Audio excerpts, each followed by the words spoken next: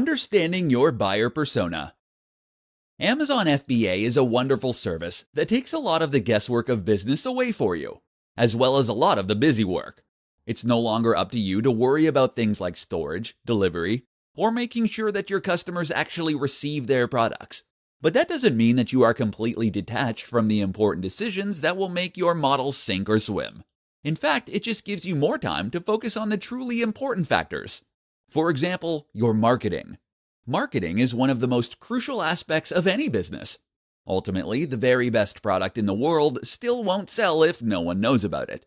With Amazon, you have a ready-made distribution platform, connecting you to billions of people. And now you need to think about how those people will find the items you're peddling.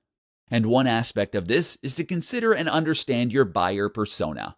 So what is a buyer persona? What am I talking about here?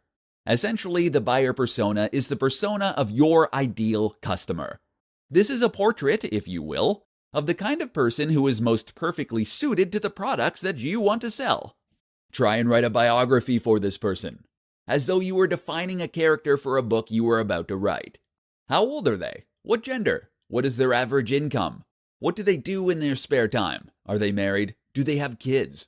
Where are they located? What is their political leaning? All of these things can help you get a better idea of precisely who this person is, and that will then help immensely when it comes to marketing. For example, if you know the hobbies and interests that your customers are likely to share, then this creates a lot of potential marketing opportunities.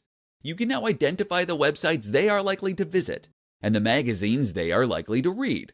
What's more is that you can create a strong content marketing campaign.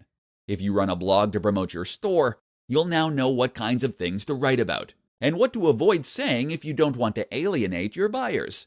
You can even use this information to help choose a price for your products and to know when to make your biggest marketing pushes.